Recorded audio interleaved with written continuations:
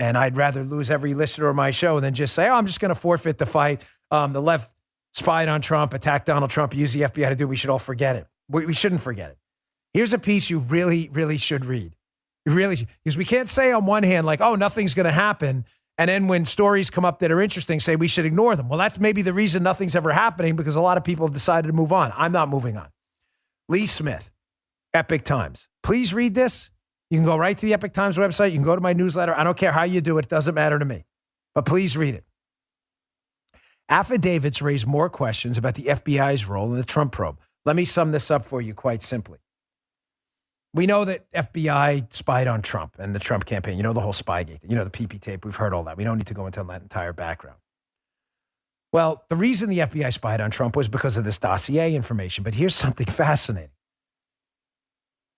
Because our FBI has no interest whatsoever getting to the heart of its own malfeasance, exposing it and cleaning up, the FBI just wants to cover itself up right now.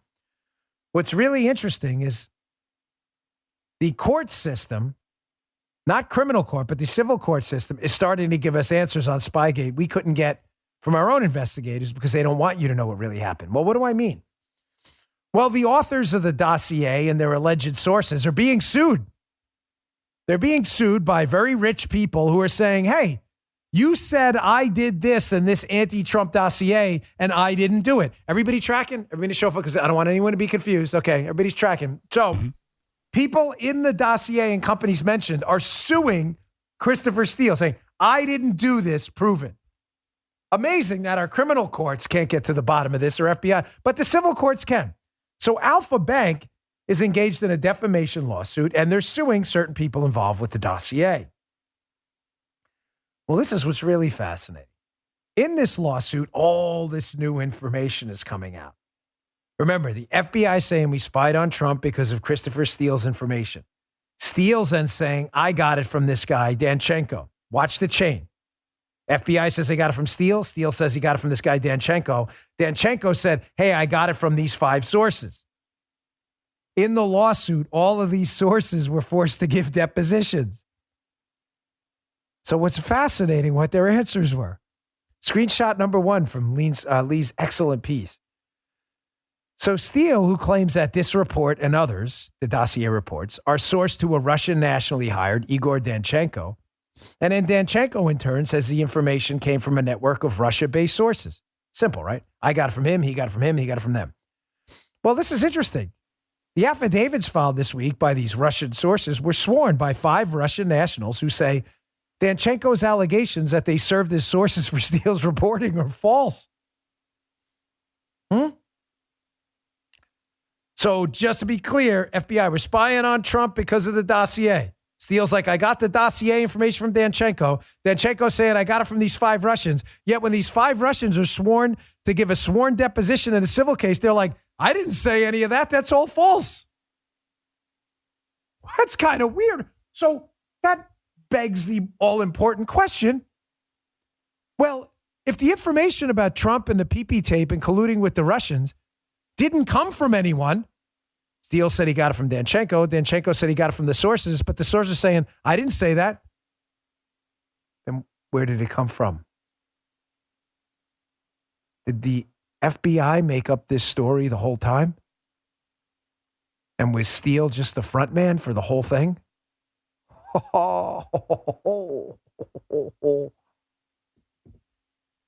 Story. Here's some even more intrigue here. More intrigue. I want you to pay very close attention to the date here. I'm telling you, the FBI and Fusion GPS, I believe, based on the evidence, may have been involved in a fabrication here of historic proportions. Pay attention to the date. Second screenshot from Lee Smith's excellent piece. One of the Russians who was deposed, this guy Vorontsov, it says another section from Vorontsov's affidavit may prove even more significant. He states that pay attention to the date, that during a June 2016 reception at the U.S. ambassador's residence in Moscow, he was, quote, whisked away and invited to have a discussion with the FBI about Igor Danchenko. Pay attention to the date, June of 2016. Why is that significant? So FBI says they got the information from Steele, says he got it from Danchenko. Danchenko says he got it from Vorontsov. Vorontsov says, no, he didn't. I didn't give him that information. And Vorontsov says, oh, by the way, in a sworn deposition, he swears this is true. In June of 2016, the FBI talked to me. That's fascinating because the FBI has been telling us and the public that they didn't start the investigation into Trump and the PP tape until July 31st, 2016. So how's that possible? How is it possible that the FBI is talking to one of Steele's sources if the FBI is claiming, again, they didn't even begin the investigation until July 31st and that they didn't get the information from Steele until around July 5th? How's that possible? How can you be investigating something in July while investigating it in June? How can you begin an investigation in July and conduct an investigation as part of that investigation in June? Here, screenshot 3. You doubt me? Lee ties it all together in his piece. He says the other issue, therefore, raised by Vorontsov's account is chronology. The FBI says it didn't begin its investigation until July 31st. It also claims it didn't receive the dossier until July 5th, when Steele's handler met them in London. But Vorontsov's affidavit suggests the FBI may have been active in the anti-Trump operation at least a month earlier. Well, why a month earlier? Well, because June 2016 is a key period in the dossier timeline. It's when the dossier was constructed.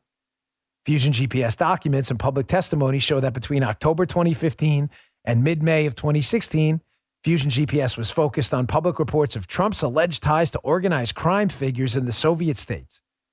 But within a month, Fusion GPS focus changed. Folks, did the FBI and Fusion GPS make this whole story up? And then go to Christopher Steele and basically ask him to be the front man for this fake story?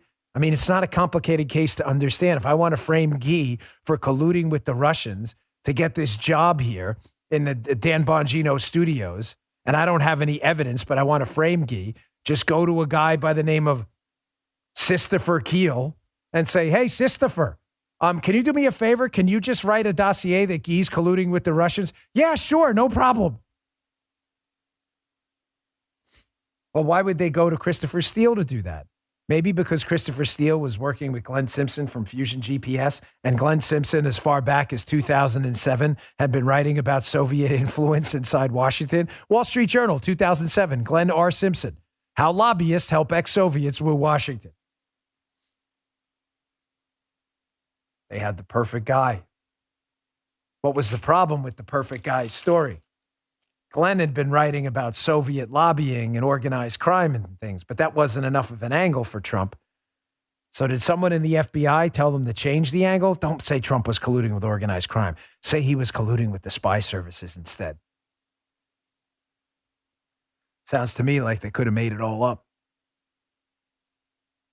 You're still curious as to why I refuse to trust the FBI ever again until they clean house at the top of this disastrous organization right now? I'd play that Frank Fugazi cut again, but I don't want to expose you to this man's idiocy. Former assistant director of the FBI suggesting we investigate members of Congress for their politics.